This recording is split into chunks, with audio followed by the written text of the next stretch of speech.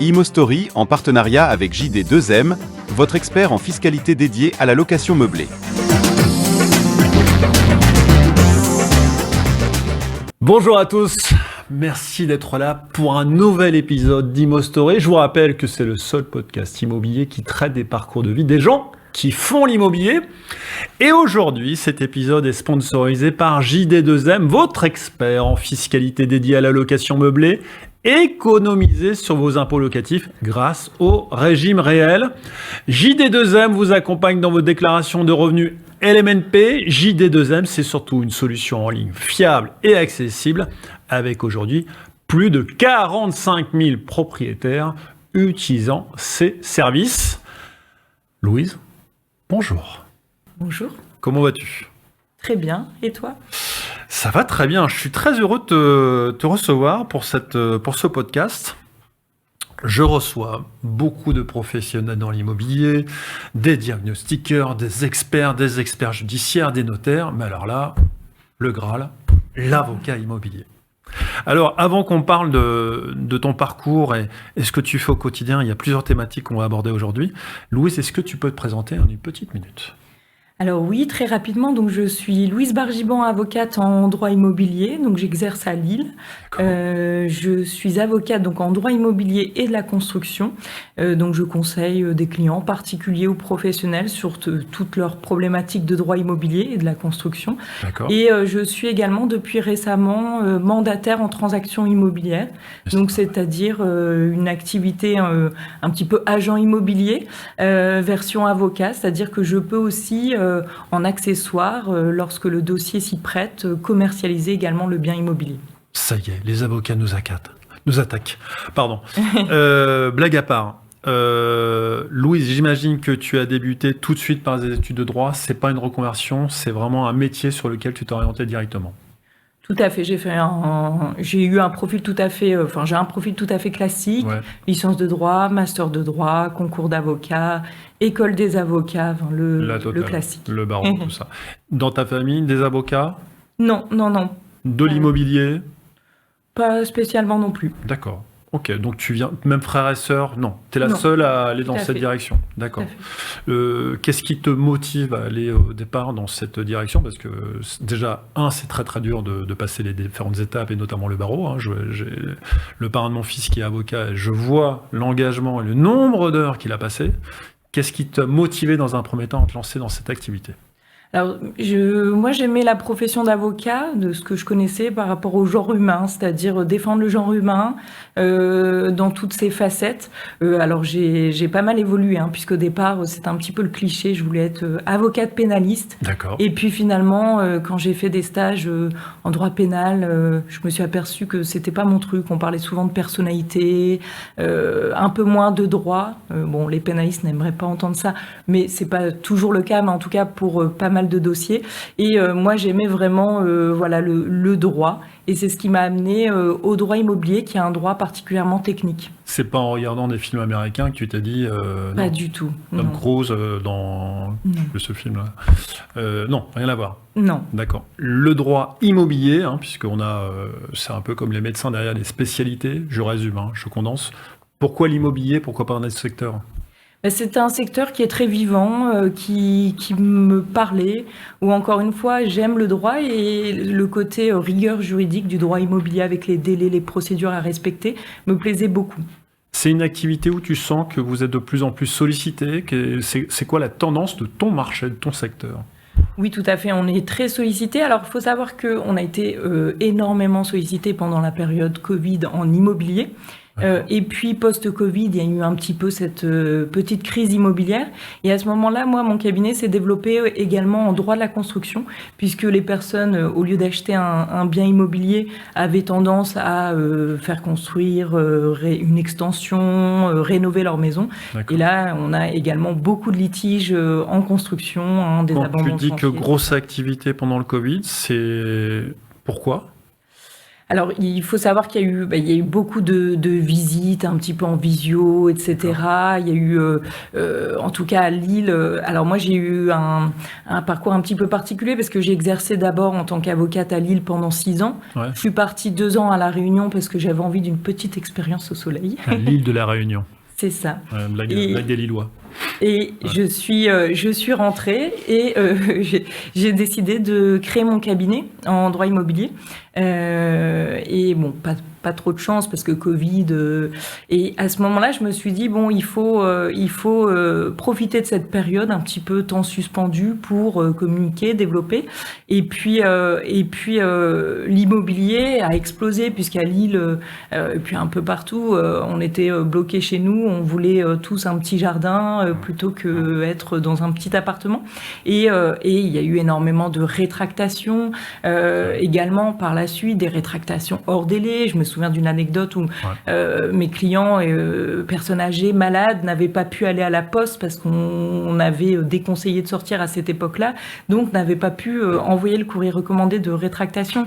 Et en plus, il y avait eu des annonces qui étaient un peu contradictoires, donc tout était question de savoir si ce droit de rétractation était valable ou pas. Et donc alors, il y a eu énormément de problématiques. Dans ton cas-là, Finalement, on n'est pas allé au bout puisqu'on a trouvé un accord, en fait, on a transigé, donc on n'a pas pu faire trancher ça par le tribunal, mais en tout cas, j'avais pas mal d'arguments, je pense, pour indiquer qu'il y avait eu une suspension quelque part de ce droit de rétractation.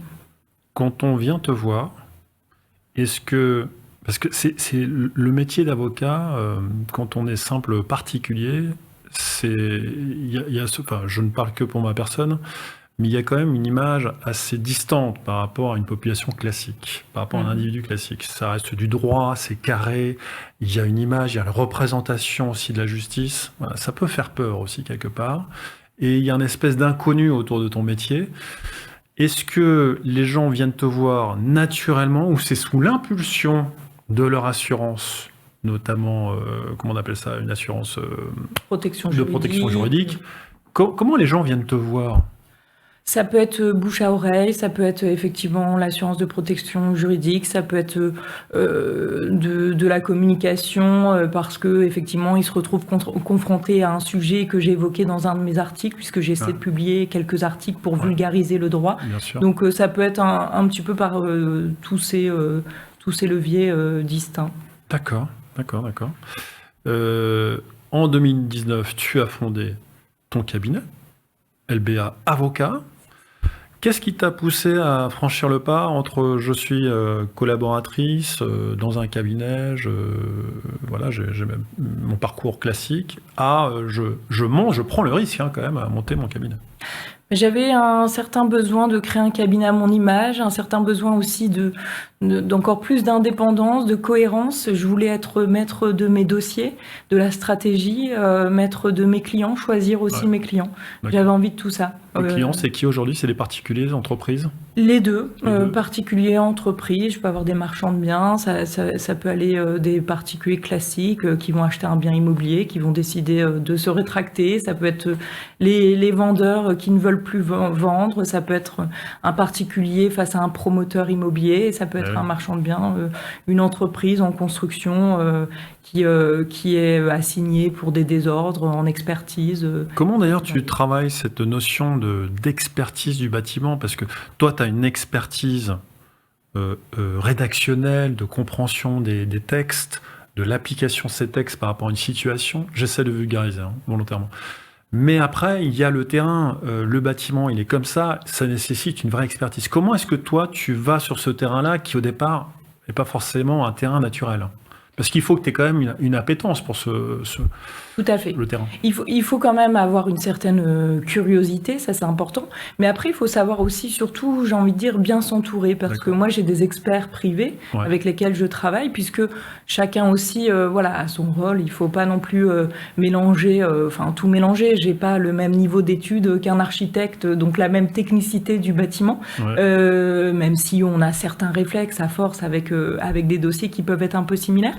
Mais il faut surtout savoir bien s'entourer. Et puis, moi, je vais davantage qu'un expert technicien du bâtiment connaître le fonctionnement de la justice. Donc, il faut traduire tout ça juridiquement, judiciairement. Alors, tu mets ta robe, tu vas plaider. la première fois que tu vas plaider sous LBA, 2019, une émotion particulière, parce que pour le coup, c'est ta boîte que tu représentes. C'est la première fois que tu as été plaidé. Est-ce qu'il y avait une certaine émotion ou... Oui, tout à fait. Quand il s'agit d'un dossier de mon cabinet, même s'il faut savoir que lorsque j'étais avocate collaboratrice, j'avais déjà quelques dossiers personnels. En fait, c'est un statut particulier où on peut développer un petit peu de dossiers, on peut développer sa clientèle personnelle. Hein, c'est le jeu de la collaboration. Et donc, j'avais déjà commencé avec des dossiers personnels. Il est vrai que sous l'enseigne LBA avocat, c'était une certaine émotion.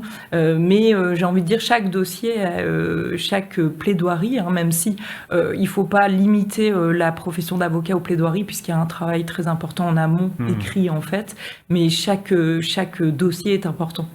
Il y a beaucoup, et là j'étais confronté dernièrement à un vrai sujet avec des vendeurs, j'ai parlé de méthode SALS cette semaine, on m'a dit mais pourquoi est-ce que tu n'as pas été voir un avocat pour assigner les vendeurs? Mais donc je vais te poser la question, une assignation, ça coûte quand même de l'argent. Alors, c'est pas non plus 200 €. Hein. Pour moi, c'est plusieurs milliers d'euros. Donc, est-ce que tu peux quand même nous expliquer ce principe-là? Parce que tout le monde me dit, mais va voir un avocat. Mais un avocat, tu as un coût horaire, tu as une expérience, tu as une expertise, tu coûtes de l'argent. Alors, tout à fait, mais déjà, il faut commencer, je pense, par une consultation avant de penser à assignation, parce qu'il faut mettre en place la meilleure stratégie. Moi, c'est ce que je fais, c'est-à-dire consultation préalable, qui est facturée, mais qui a une durée approximative d'1 heure et qui a lieu après une analyse préalable du dossier. Donc, c'est un choix de ma part. L'objectif, c'est que quand le client vient en rendez-vous de consultation, il sorte de là, il ait des réponses. On échange pendant 1 heure et on échange surtout sur la stratégie à suivre. Est-ce que ça vaut le coup d'y aller? Est-ce qu'il faut aller en judiciaire? Est-ce qu'il ne faut pas trouver un accord amiable? Parce que je peux te dire que bien souvent, je dissuade les clients d'y aller. Les procédures judiciaires, notamment en immobilier, en construction surtout, coûtent parce qu'il y a une expertise judiciaire. L'expert judiciaire est aux frais du demandeur à l'expertise. Ça coûte combien un expert judiciaire en moyenne? Un expert judiciaire, en moyenne, ça coûte entre 5 et 10 000 € de frais, ne serait-ce que d'expert judiciaire. Ne serait-ce que d'expert. Voilà. Et ensuite, il y a toi, j'imagine, à payer. C'est notamment. ça. Il y a l'avocat, qui est souvent au taux horaire pour la participation à l'expertise judiciaire. Tu travailles aussi à la perf ou pas du tout? Oui, en honoraire de résultat également. Mais il y a un fixe toujours par notre déontologie. Mais effectivement, ça coûte, mais j'ai envie de dire que c'est un investissement. Et il y a une expression qui dit si vous trouvez qu'un bon avocat coûte cher, qu'est-ce que vous allez penser d'un mauvais avocat? Et j'ai envie de dire d'une absence d'avocat. Est-ce qu'on vient te voir finalement à se dire si j'ai un problème qui vaut moins de 40 000 €, finalement, ça va me coûter tellement cher que j'ai pas d'intérêt à y aller. Je mets les pieds dedans volontairement, mais finalement, on peut avoir cette réflexion. Oui, effectivement, et moi-même, parfois, je dis, il ne faut pas y aller.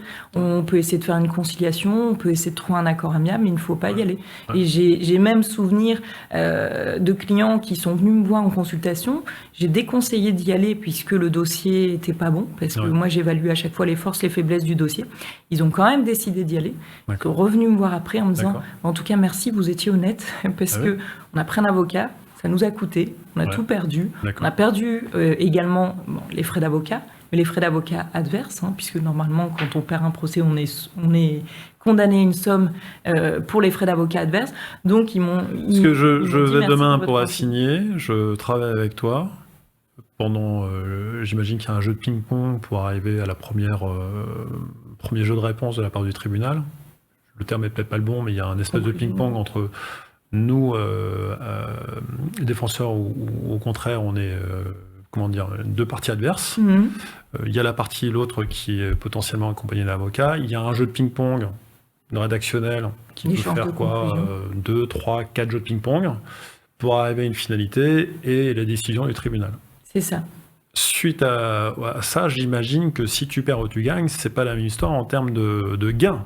Je perds, ça me coûte beaucoup d'argent cette histoire ou pas? Ça peut coûter effectivement, puisqu'on peut être condamné à des dommages-intérêts pour procédure abusive et également aux frais d'avocat adverses, donc ça peut coûter. Donc on prend aussi à la charge les frais de la partie adverse s'agissant de leur avocat. Une somme qui est estimée en équité par le juge. D'accord, ok. Donc il y a toujours un aléa judiciaire. Et effectivement, il faut savoir peser ce risque judiciaire. Donc dans la profession d'avocat, il y a une véritable stratégie à mettre en place dès le départ. Il y a des cas où tu te dis, là, de toute façon, c'est obligé, on va perdre. Enfin, faut pas y aller. On n'a pas la matière nécessaire pour y aller. Oui, et dans ces cas-là, je le fais comprendre au client et souvent, on n'y va pas. Après, on n'est jamais non plus certain de gagner, on n'est jamais certain de perdre, il y a toujours un aléa judiciaire. C'est parce que c'est pas un métier où on est dans la garantie du résultat. Non, il y a un aléa, ça ne dépend pas de nous, le résultat, la justice est rendue par des êtres humains, donc il y a un côté aussi subjectif. Il y a un cas où tu t'es dit, je sens que ça va pas le faire, mais au final, tu as eu une super surprise. Est-ce que tu te souviens de ça ?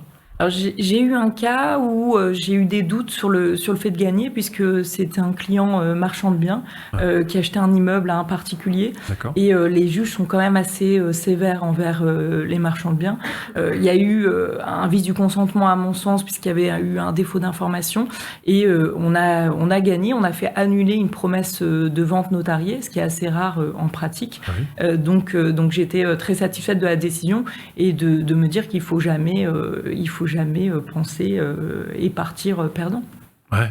Et au contraire, je suis désolé, mais peut-être que tu t'es dit, on va tellement gagner qu'au final, tu as perdu, que tu n'as pas compris forcément pourquoi tu avais perdu. Enfin, tu vois, tu peux avoir le sentiment inverse, de te dire, non, mais j'ai pas compris, il s'est passé un truc, ça t'a échappé. J'imagine que tu en es victime aussi d'aléas que tu ne maîtrises pas. Effectivement, ça peut arriver aussi qu'on ne comprenne pas l'interprétation du juge d'une pièce. Il a sorti une phrase de son contexte, on n'a pas compris. Dans ces cas-là, on peut faire aussi appel. C'est une possibilité, un deuxième degré de juridiction qui puisse nous permettre d'avoir une deuxième chance de faire juger le dossier. Sachant que l'appel, après, il y en a encore pour au moins 18 mois. Enfin, c'est à peu près ça. La chronologie, c'est quand même un élément qui est important. Tout à fait, ça prend du temps. C'est ce que je dis à mes clients dès le départ. La justice est longue, il faut être accroché, surtout lorsque, encore une fois, on part dans des procédures avec expertise judiciaire. Ouais. Donc, des clients trop pressés, c'est pas la peine, ils vont être déçus. Ils vont aussi m'appeler tous les jours, et c'est pas ce que je souhaite forcément. Ça peut être très compliqué. Je viens te voir, on est d'accord pour travailler ensemble, on y voit tous les deux un intérêt, une stratégie et un gain potentiel. Tu me dis, Nicolas, on se voit parce que tu es avocat et le vouvoiement est de rigueur quand même, maître. En gros, ça prend combien de temps, appel inclus potentiellement? Ça dépend du dossier, ça dépend. Il n'y aura pas de négociation. Pas, ça dépend de l'expert désigné. Tu as une moyenne. On va être entre 3 et 5 ans. Ouais. Donc la décision de se lancer, elle doit être mûrement réfléchie. C'est quand même pas une décision légère. Tout à fait, il faut en avoir conscience, parce que ça peut changer quand même une vie. Et puis, par exemple, si on a un litige parce que dans notre bien immobilier, on a des désordres, qu'on veut assigner le vendeur pour vice caché, qu'il y a une expertise judiciaire, dans l'intervalle, on ne peut pas vendre le bien, on ne peut pas le revendre, donc on est un petit peu bloqué puisque l'expert judiciaire doit faire ses constatations. Donc, il faut attendre.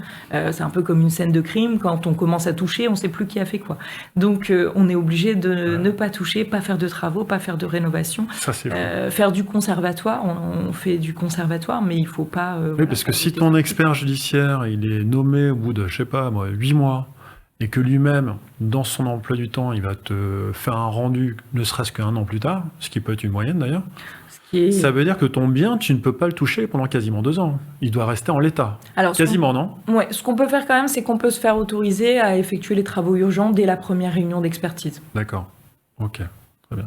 Quand tu vois les émissions sur M6 avec Stéphane Courbet, je t'emmène sur un terrain glissant potentiellement. Tu fais ce que tu veux avec. Quand tu entends parler de tout ce qui se passe, de tous ces sujets avec des interprétations et des vices cachés, ce vice caché là, tout le monde en entend parler, mais il y a un vice caché, mais au final c'est quoi un vice caché et comment est-ce que tu le traites? Alors oui, justement, c'est assez rigolo parce que les vices cachés, tout le monde le brandit un petit peu comme ça très facilement. Oui. J'ai des clients qui viennent me voir, on a acheté un bien, la chasse d'eau fonctionne pas, c'est un vice caché. Bon, voilà.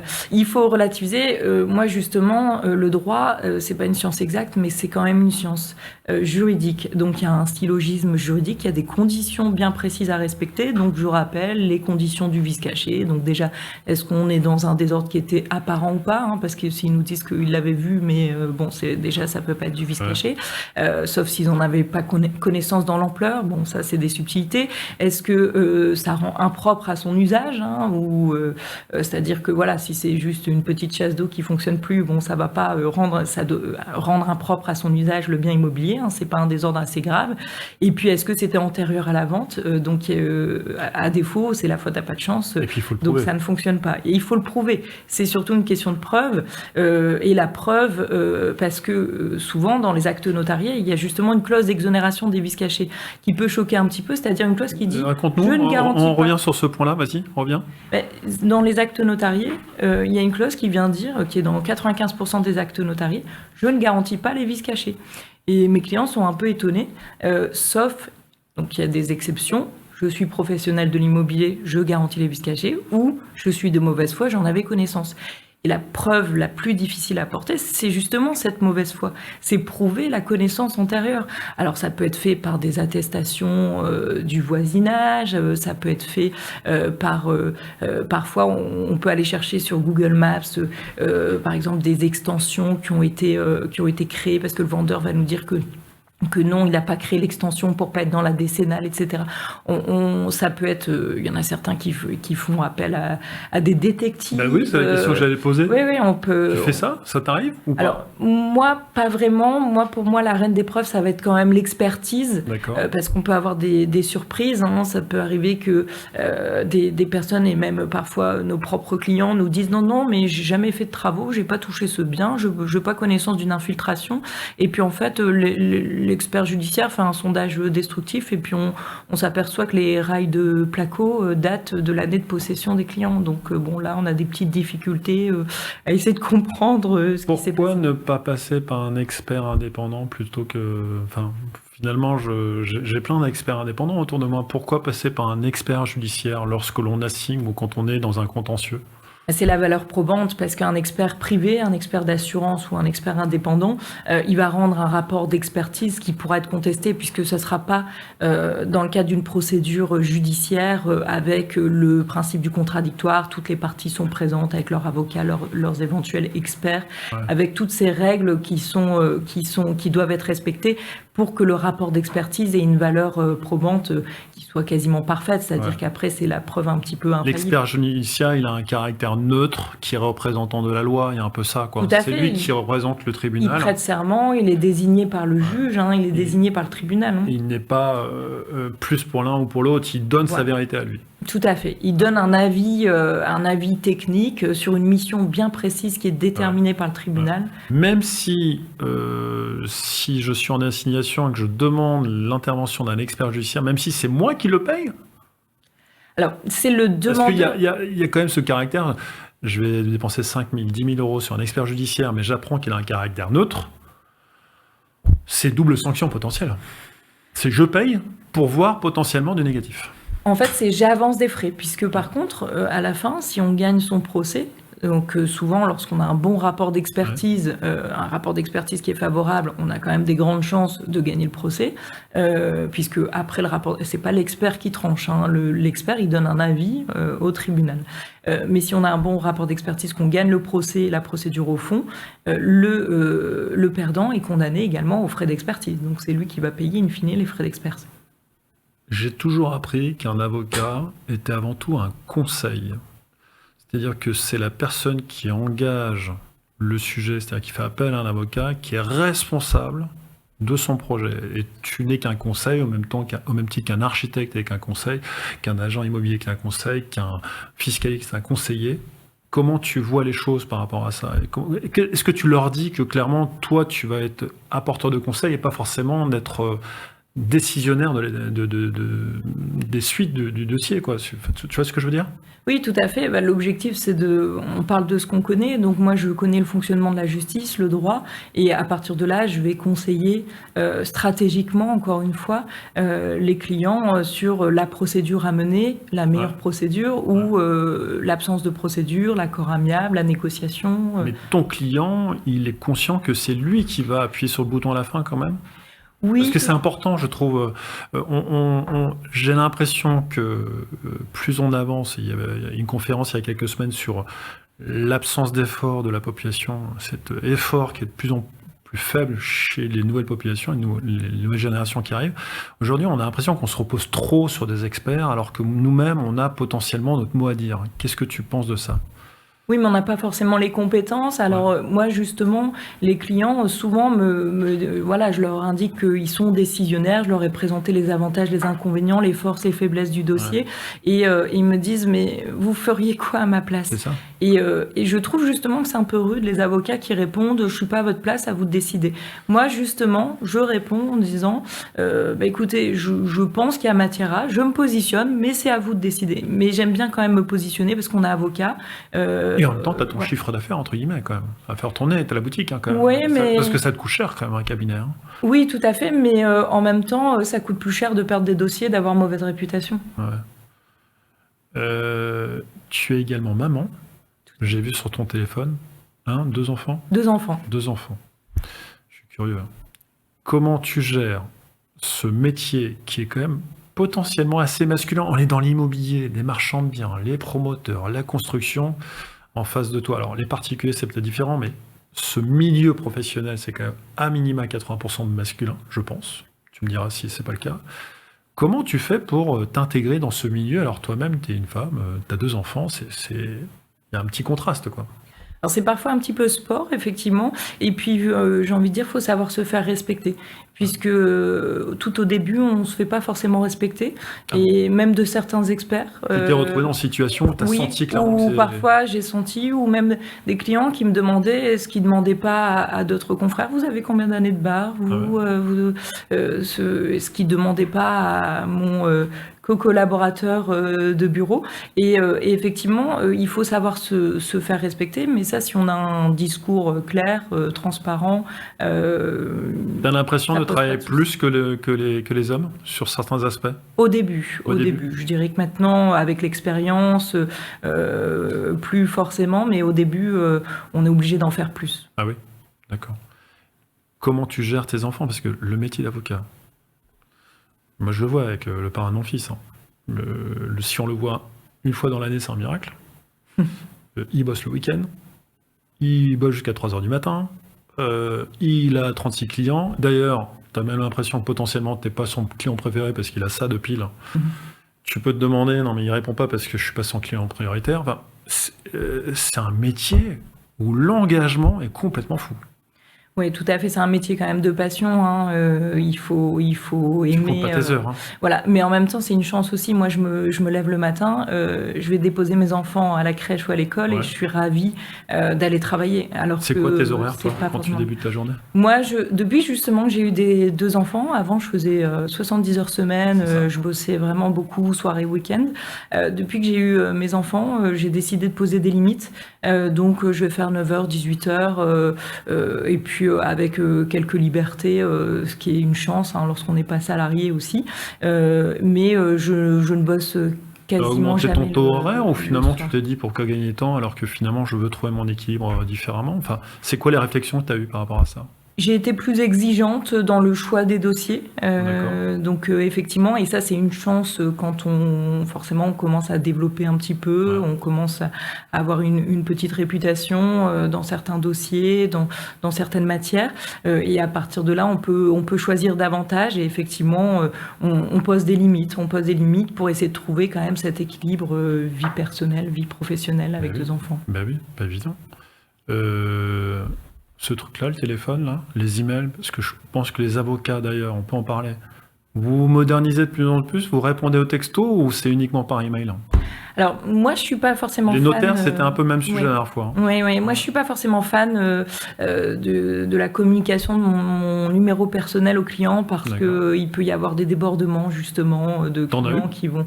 Oui, qui peuvent envoyer des textos soirée, week-end. J'aime bien couper. Donc moi, je reste à l'ancienne avec un téléphone fixe que je donne et puis un fonctionnement par mail. Je trouve que pour tout le monde, c'est bien. Comme ça, on consulte nos mails quand on le peut et puis à tête reposée plutôt que dans l'urgence par SMS à des moments qui ne nous intéressent pas forcément. Je me pose la question par rapport au notaire. Je pose une question bête volontairement. Est-ce que tu peux remplacer l'acte... Est-ce que tu as les compétences pour remplacer un acte notariat ? Alors un notaire, c'est quand même une profession totalement différente puisque c'est un officier Tu es ministériel. capable de un officier public. rédiger un acte de notariat et le remplacer clairement pour une procédure d'achat ou ton activité ne te permet pas de le faire? Mon activité ne me permet pas de le faire et j'ai envie de dire chacun a sa place. Après, ça peut être intéressant par contre de faire relire un acte notarié par un avocat puisque le notaire n'a pas l'expérience des contentieux, des tribunaux. Donc là, l'avocat va savoir justement ce qu'il va pouvoir pêcher dans un dossier, là où il va falloir être attentif. Et ça, et bien souvent, les notaires, de toute façon, lorsqu'il y a une problématique qui se pose, une tournure un petit peu contentieuse, ils se mettent de recul et puis ils indiquent d'aller voir un avocat. Hein. Moi, je le propose beaucoup à mes clients, à l'issue de la première relecture de la promesse, c'est d'aller consulter un avocat. Alors, ça peut coûter quelques centaines d'euros, hein, je sais pas, 400, 500, 600 euros, peut-être plus. Par exemple, je viens de voir, je veux consulter, ça me coûte combien? À moi, une consultation, c'est 150 euros TTC. Je te donne la promesse, tu veux la relire? C'est à peu près ça, un peu plus? Alors, quand il y a de la relecture, alors il faut faire attention, parce que relecture, ça peut être aussi rédaction, parce qu'il faut corriger les clauses, etc. Là, ça va être plus au temps passé. Mais si c'est une première consultation d'avis global dans le cadre d'un rendez-vous... J'ai une signature de promesse, je sens que le dossier, il est un peu... Je veux être sûr de moi, j'ai eu par le passé des expériences pas terribles. Mon notaire... je ne sais pas s'il est suffisamment compétent sur certains points. Je viens te voir, je te demande une relecture. C'est possible. Tout à fait. D'accord. Okay. Moi, en tout cas, je le conseille fortement. Parce que c'est quand même une étape qui est essentielle dans l'achat d'un bien appartement. Et comme je le dis souvent, on n'est pas chez Darty. Hein. Une fois que tu as acheté, tu ne peux pas revenir en arrière. Il n'y a pas 7 jours. Hein. Oui, tout à fait. C'est plus compliqué. On peut quand même faire annuler des ventes. Tu peux faire annuler. Ça t'est arrivé? Oui, tout à fait. À l'amiable et également judiciaire. Hein. On peut, à l'amiable, c'est très rare, hein, parce qu'annuler une vente à l'amiable, il faut avoir quand même un dossier très solide. Tu as une anecdote là-dessus, enfin, des gens? Ouais. Alors, j'ai eu une annulation, par exemple, à l'amiable d'une vente immobilière parce que le règlement de copropriété n'avait pas été annexé. Et en fait, mon client avait un chien et la copro interdisait de clôturer, en fait. Il avait un chiot et il se disait, moi, c'est impossible d'avoir mon chien comme ça qui va aller partout. Donc, pour ce motif, grâce à un chien, on a fait annuler à l'amiable une vente immobilière. J'ai annulé grâce à un chien. C'est ça. C'est génial. Hein. Ça, c'est l'anecdote du jour. On est là aussi pour rigoler un peu, se détendre. Merci en tout cas pour tout ce que tu nous expliques. Et ce qui est agréable, c'est que tu utilises un vocabulaire accessible. Et ça, c'est quand même un vrai sujet chez les avocats. Hein. Oui. Je confirme, et j'ai déjà travaillé avec un avocat en rendez-vous où j'avais justement cette surprise de le voir parler avec des phrases latines, etc. Nonobstant le caractère in bonis je vois encore la tête des clients qui me disaient mais en fait ça veut dire quoi en réalité? Je me suis retrouvé avec un avocat et pourtant je suis bac plus 5, enfin, je suis peut-être plus bête que la moyenne, je sais pas, mais je me retrouve en discussion, je n'ai absolument rien compris, alors que le résumé, il était alors tellement évident, quoi. Enfin, et elle aurait pu me résumer ça en 2 lignes avec un vocabulaire accessible. C'est très frustrant. Tout à fait. Moi, j'essaie vraiment, et c'est pour ça que je fais aussi un peu d'infographie pour traduire le droit en images, essayer de vulgariser, pour que justement les clients comprennent ce qui se passe dans leur dossier, vulgariser tout ça. La limite, c'est que les clients ne peuvent pas non plus comprendre 7 ans d'études de droit et plus de 10 ans d'expérience, donc il y a une question de confiance aussi, mais effectivement par contre le jargon juridique, et parfois je pense qu'il y en a certains qui se cachent derrière ce jargon juridique finalement. C'est bien sûr, pour se légitimiser, pour asseoir leur position et montrer l'écart par rapport aux clients et de dire moi j'ai fait des études tac et je suis avocat. Ça vaut aussi pour les notaires. Peut-être pour justifier, un petit peu les honoraires, les procédures. Il y en a qui communiquent pas du tout. Nous on a un cabinet qui communique. L'affaire a été renvoyée parce que l'avocat adverse était pas prêt, parce que si, parce que ça. Je sais qu'il y a des avocats qui disent c'est en cours, laissez-moi faire. Et ça c'est pas ma façon de faire. C'est vrai que dans l'interprétation de certains textes, Moi, je me suis retrouvé une fois à avoir ma femme à côté de moi, à lui dire « T'as compris quoi ?» Elle a compris l'inverse de ce que j'ai pensé. On a été voir l'avocat à qui on a dit, et on lui dit attendez, on vous consulte, c'est pas pour nous remettre 250 € l'heure, qu'on soit d'accord, c'est juste pour comprendre le texte. Hein, Non mais tu vois, tu te retrouves dans cette situation qui pour nous, en tant que particuliers, peuvent nous frustrer, quoi. Voilà. Oui, tout à fait. C'est pour ça que les avocats sont là, justement, parce qu'il y a plusieurs interprétations possibles. Alors, on continue à rigoler, tu nous as parlé de cette petite anecdote. Est-ce que tu as des anecdotes, dans le contentieux, dans le pénal, des anecdotes assez morbides. Est-ce qu'en immobilier, est-ce qu'on peut pas se retrouver à avoir, je sais pas, un appartement où on a retrouvé un corps, ou je sais pas, enfin, je sais pas, qu'est-ce qui peut t'arriver de beau, J'ai pas eu, mais il y a des situations, on parle quand même d'humain, il y a des situations tristes. Je me souviens de clients que j'ai reçus au cabinet qui m'expliquent qu'ils ont fait construire une maison container par une entreprise, ils ont versé 130 000 € à cette entreprise qui a fait la viabilisation du terrain, et en fait, l'entreprise a abandonné le chantier et a déposé le bilan. Et voilà, ils ont 130 000 € et dépôt de bilan, liquidation judiciaire, on déclare sa créance. S'il n'y a plus de sous dans les caisses de la société, terminé. Alors après, il y a d'autres procédures, c'est ce qu'on a mené, c'est toujours en cours, contre la banque, contre le dirigeant à titre personnel, mais c'est des conditions bien précises. Mais je me souviens de ces clients qui avaient en plus un bébé et qui pleuraient dans mon cabinet en se disant voilà, nous on va payer toute notre vie pour une maison qu'on n'aura pas, en fait. Ils ont tout perdu là, une grosse partie. On a réussi à récupérer déjà les containers pour les faire poser par une autre entreprise, mais on est en cours de procédure pour le reste, pour les responsabilités personnelles, puisque il y a le dirigeant aussi qui devait souscrire un certain type de contrat qu'il l'a pas fait, qui n'a pas été souscrit. Donc on a des responsabilités aussi de la banque. Donc on essaie de mettre en œuvre toutes ces procédures pour récupérer. J'imagine que tu as beaucoup de cas sur des problématiques liées à des entreprises de bâtiments, de construction qui mettent la clé sous la porte, ou font des malversations, ou ferment boutique pour en recréer une autre. C'est ça. Décédent engagé, pas engagé, c'est très compliqué. Très frustrant également. Est-ce que tu pourrais nous raconter une ou deux histoires sur ce sujet-là? Parce que moi, j'ai envie de comprendre deux, trois exemples dans lesquels les gens peuvent se retrouver aujourd'hui. J'en ai tous les jours, malheureusement, des entrepreneurs qui prennent un chantier, qui demandent un acompte très important et qui abandonnent le chantier et puis qui déposent le bilan, liquidation judiciaire. Après, il y a des recours, il y a la possibilité, s'il y a eu des fautes de gestion, de faire un comblement de passif, donc de faire payer le dirigeant à titre personnel, mais c'est très compliqué. Mais tous les jours, j'ai des clients qui viennent me voir en me disant on a fait confiance et ça peut être parfois une problématique. On a trop payé par rapport à ce qui a été fait et il y a un abandon de chantier. Et ça peut être très frustrant parce que parfois certains dossiers, bien évidemment, je suis certaine là pour le coup de gagner le dossier.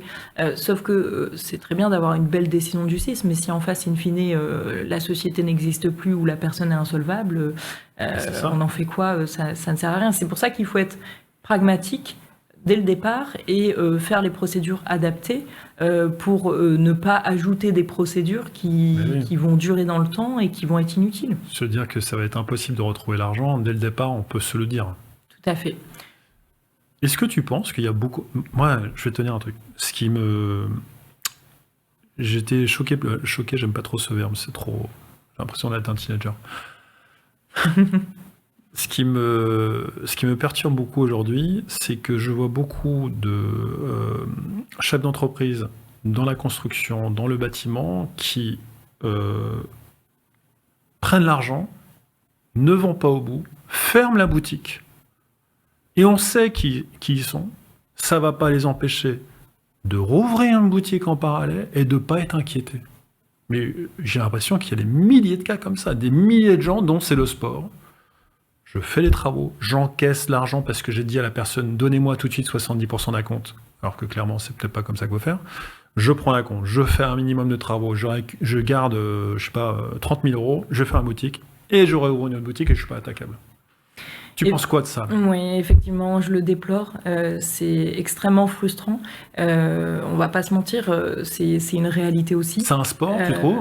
Moi, j'ai l'impression que c'est un sport national. Pour certains, effectivement. Maintenant, on n'est pas sans recours non plus. Il y a des possibilités, il y a les mesures conservatoires, justement, avant même le procès, de geler des sommes, d'hypothéquer des biens, etc. Et puis, il faut pas les lâcher, parce qu'il y a quand même des procédures à titre personnel contre le dirigeant. Donc, il faut rien lâcher. Il y a également du pénal. Hein. Parfois, on est carrément sur des qualifications d'escroquerie, etc. Donc, il y a des solutions, mais elles sont chronophages. Voilà, il faut s'accrocher. Et puis, c'est vrai que quand les clients viennent nous voir aussi en nous disant, voilà, on a perdu 130 000 euros et maintenant, il faut payer un avocat pour essayer d'aller récupérer quelque chose d'hypothétique, c'est compliqué. Comment tu gères ça? Parce que si la personne te dit, j'ai perdu 130 000 euros et que tu arrives en disant, déjà, les premiers échanges que je vais avoir, ainsi que l'assignation cette année, le budget il va être à peu près 17 000 euros.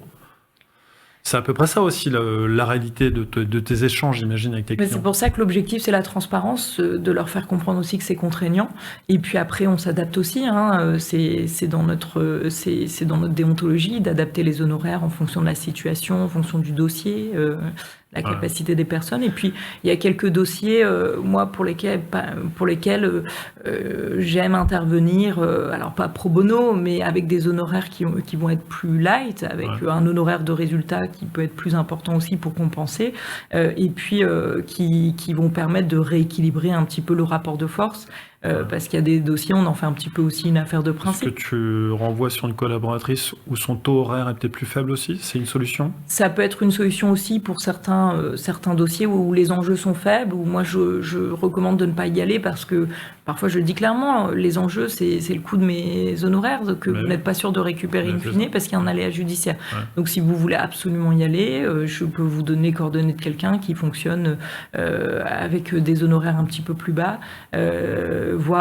Après il y a l'aide juridictionnelle pour ceux qui n'ont vraiment pas la possibilité de payer un avocat en fonction de leurs revenus, et puis il y a également les protections juridiques, les assurances qui ont des barèmes. Alors le barème s'impose pas à l'avocat, il n'est pas forcément représentatif des honoraires réels de l'avocat, mais il peut être quand même d'une certaine année. Ce sont des bons avocats qui sont avec ces assurances, parce que moi j'ai plusieurs sons de cloche, j'ai l'impression ce n'est que mon... Tu vas me dire, je dois sourire d'avance. Est-ce que les avocats qui sont annexés à ces assurances de protection juridique, est-ce que ce ne sont pas des avocats plutôt moyens, plutôt pas terribles? Non, j'ai eu cette impression-là, qu'il y a vraiment des vrais avocats, il y a ceux qui prennent tout et qui se disent allez, prends-moi, je vais me connecter avec l'assurance pour prendre un petit peu. Quoi. Il y en a qui font peut-être un petit peu de masse, mais il y a de tout. Il n'y a pas de distinction de niveau, de performance entre avocats? Non, il y a de tout. D'accord. Bon, on a introduit quand même cet échange au début avec un truc, tu es obligé de répondre à ça. C'est quoi cette histoire de mandataire immobilier quand on est avocat en droit immobilier? Raconte-moi ça. Alors oui, c'est assez récent, c'est une nouvelle casquette de l'avocat. L'avocat peut être mandataire en transaction immobilière, donc moi je le suis, et en fait on peut commercialiser des biens. Alors ça doit être l'accessoire de notre profession, c'est-à-dire que je vais pas poser ma plaque d'agent immobilier, mais voilà, si dans le cadre d'un dossier, j'ai connaissance...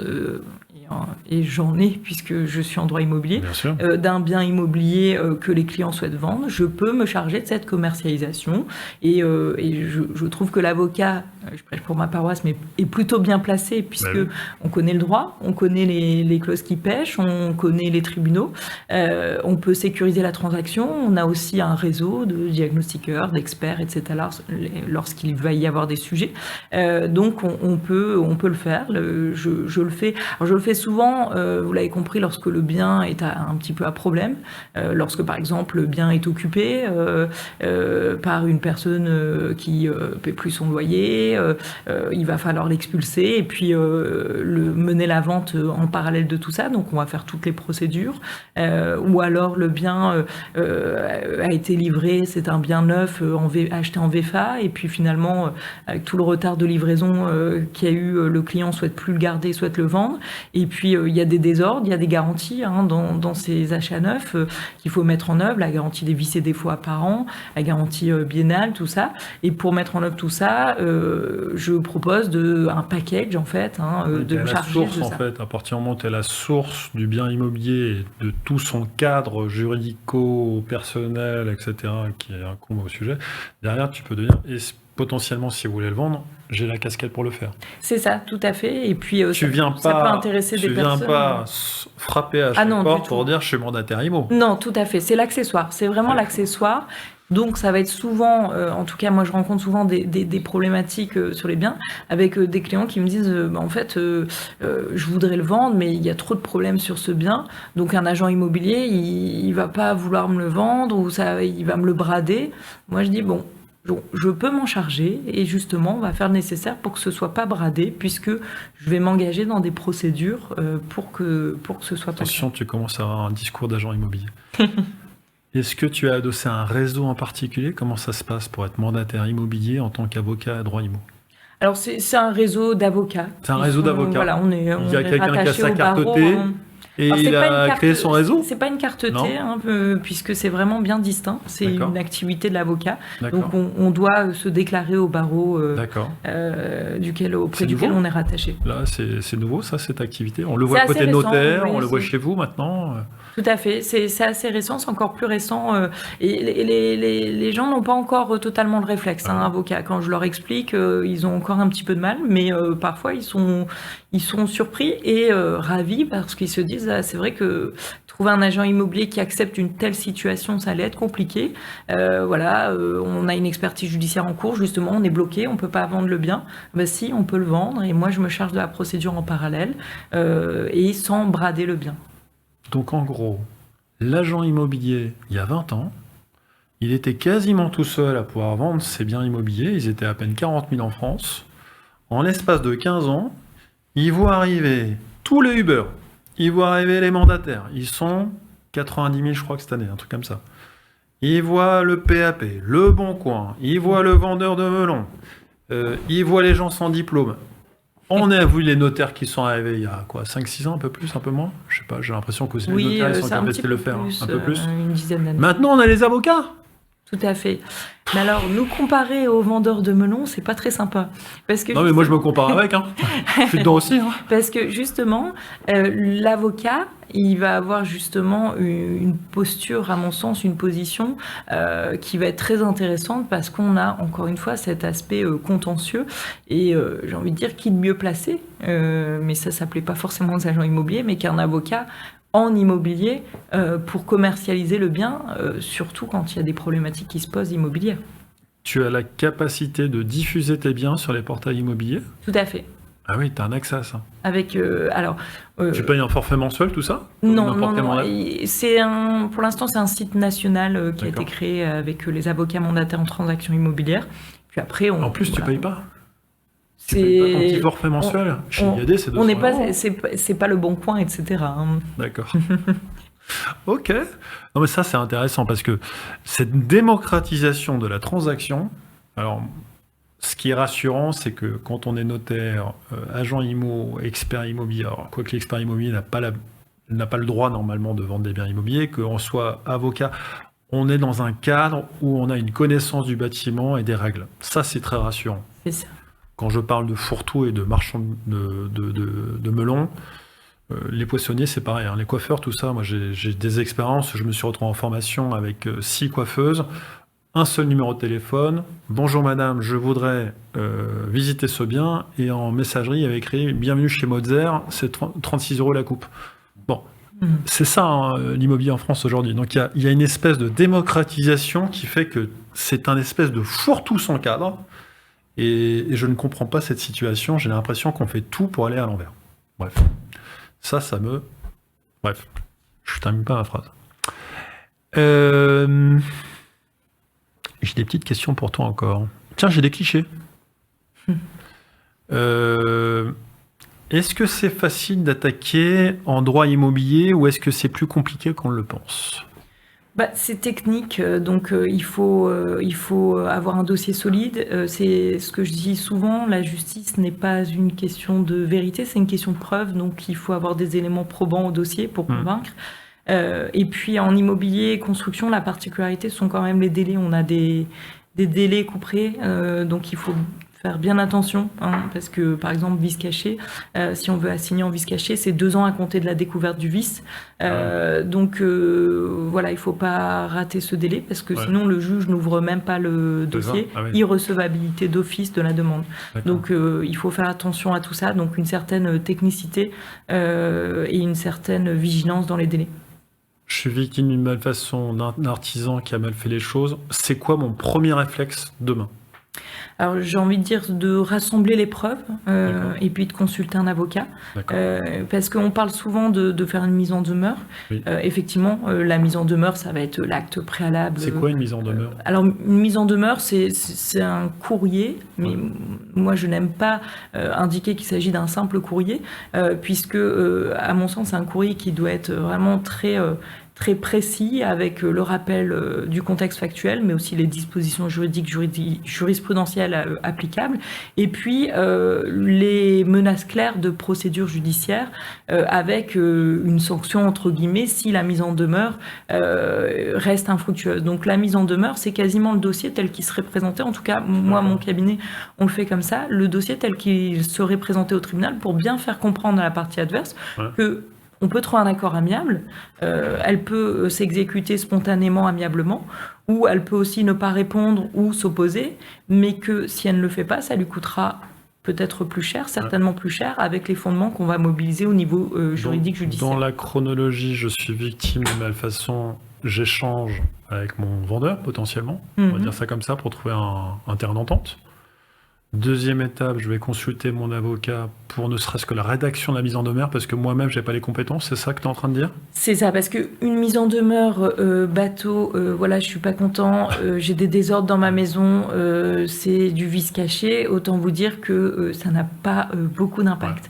Par contre, une mise en demeure très étayée, circonstanciée, avec les bons fondements juridiques et avec un rapport d'expertise, avec les menaces de procédure concrètes, ça peut avoir quand même plus d'effet. Derrière, je vais à l'assignation. C'est ça la chronologie. Voilà, moi je laisse un délai souvent, le délai d'usage c'est 15 jours pour se positionner, soit me répondre, fin de non-recevoir, terminé, on passe à la phase judiciaire, ou enclencher une discussion qui peut avoir lieu avec l'avocat de la partie adverse, ce qui d'ailleurs peut être très intéressant, puisqu'il faut savoir que les courriers d'avocats sont confidentiels, sauf mention officielle, donc ça peut ouvrir les discussions, parce qu'on peut se dire, on n'est pas tout à fait bon dans ce dossier, effectivement, il y a des fondements qui peuvent être mobilisés contre nous, mais en même temps, on a aussi des forces dans ce dossier, donc on peut trouver un terrain d'entente, un juste milieu, qui permet d'éviter les contraintes judiciaires de coûts et l'aléa judiciaire.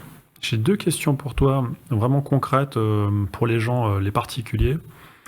La première, c'est dans une vente immobilière classique, à ton avis, quelles sont les clauses ou les pièges du compromis que personne ne lit, mais qui potentiellement peuvent tout changer ? Parce que c'est vrai qu'on fait tellement confiance aux notaires qu'on ne lit pas forcément ces 15 pages, ces 30 pages. C'est quoi les erreurs classiques que le particulier fait ? Je dirais les délais, la condition suspensive de financement, par exemple, certains qui les respectent pas ou qui oublient de notifier ou dénoncer en tout cas le fait qu'ils aient eu des refus de prêt, le non-respect des conditions, également de la condition suspensive de financement, parce que parfois j'ai des clients qui viennent me voir et qui me disent voilà, on n'a pas eu notre prêt, le bien était à 500 000 €, on a demandé un prêt d'1 million, on l'a pas eu, et voilà, maintenant on veut nous demander la clause pénale, on n'est pas d'accord, mais sauf que si on a demandé un prêt qui n'est pas conforme à la condition suspensive de financement, cette condition, elle ne peut pas jouer, elle ne peut pas nous protéger.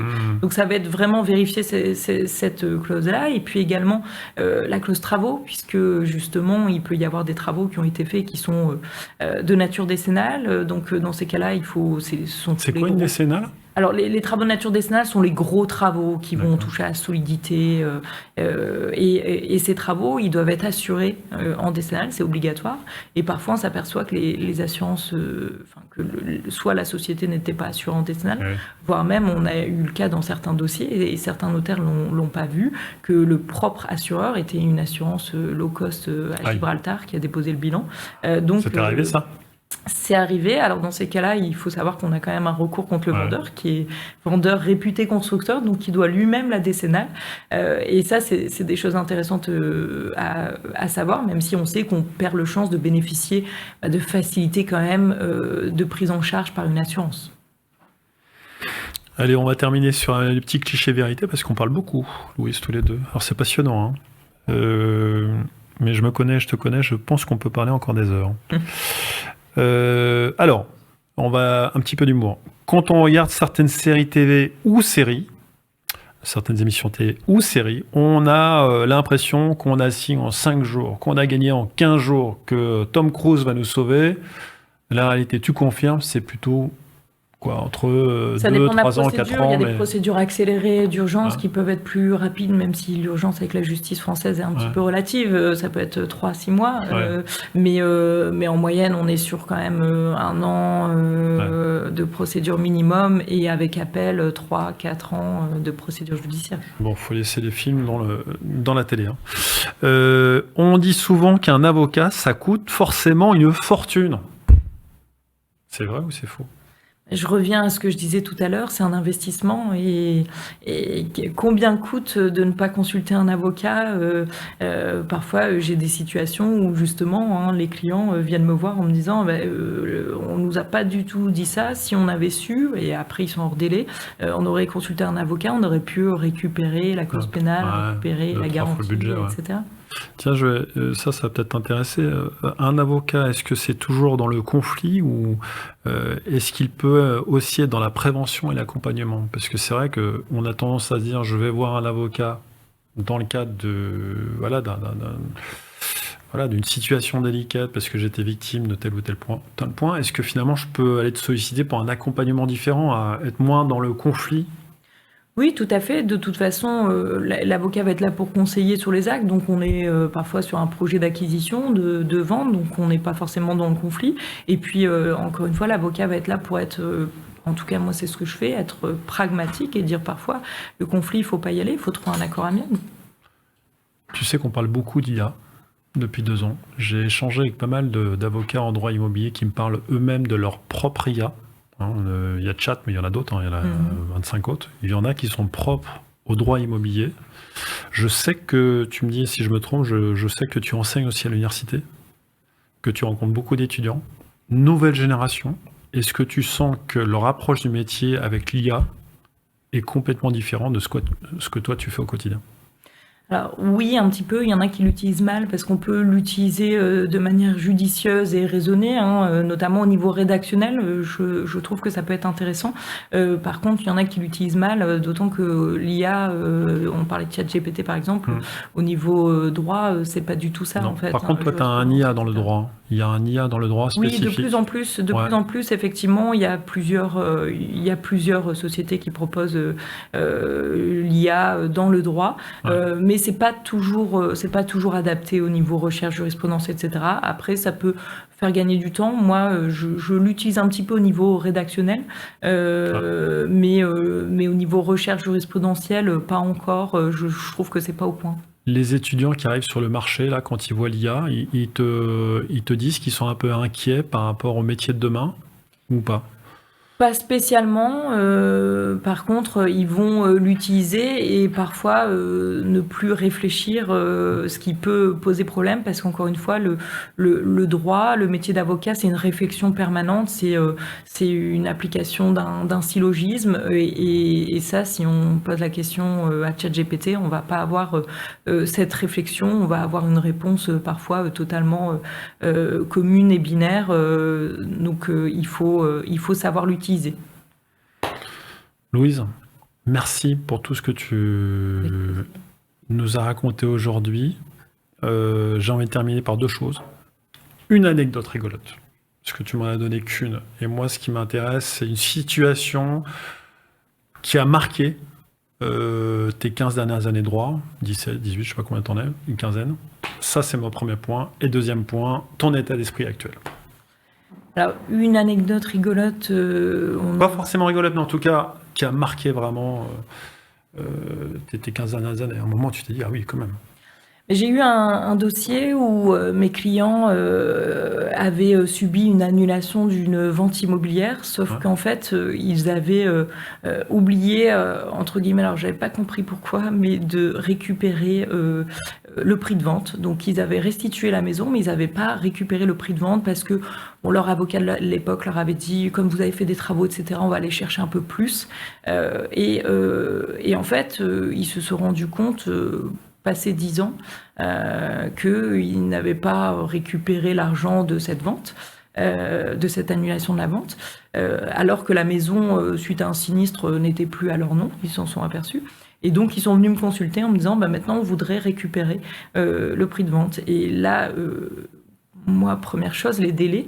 Prescription, c'est-à-dire que notre action est irrecevable puisque la signification du jugement avait eu lieu il y a plus de 10 ans. Parce qu'ils avaient quand même laissé passer 10 ans. Donc un petit peu de négligence, mais il m'avait dit problème de santé, puis l'avocat nous avait indiqué qu'il n'y avait pas de souci. Et en réalité, donc j'ai écrit à tout le monde, alors il y avait des personnes qui étaient décédées, etc. C'était une indivision qui devait restituer le prix de vente. Et il y en a un sur les 3 qui a accepté alors qu'il y avait prescription, donc il pouvait nous dire terminé, il n'y a plus rien à voir.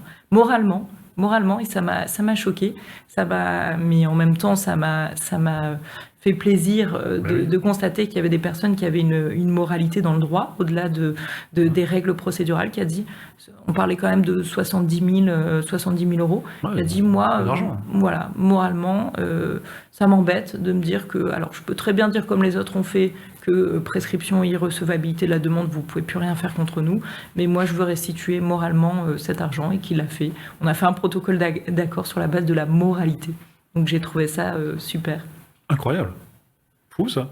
Il en existe encore. C'est bien. Ton état d'esprit actuel, Louise? J'ai envie de toujours progresser, toujours apprendre, rendre également des services aux clients en développant mon activité, agrandir le cabinet, mais pas l'agrandir pour dire de grandir, mais pour proposer encore plus de services. D'accord. Travailler avec l'intelligence artificielle, mais de manière judicieuse. Et puis continuer à développer également cette nouvelle activité d'avocat mandataire en transactions immobilières que je trouve très intéressante. Attention, Louise. Non, mais c'était super. Merci en tout cas pour ta venue depuis Lille. Merci beaucoup. De ta franchise, de ta transparence, de ce bon échange. En tout cas, j'espère que vous avez aimé ce nouvel épisode d'Imo Story. Je vous rappelle que c'est le seul podcast qui traite des gens qui font l'immobilier. Je vous dis à bientôt pour un nouvel épisode. Bye bye.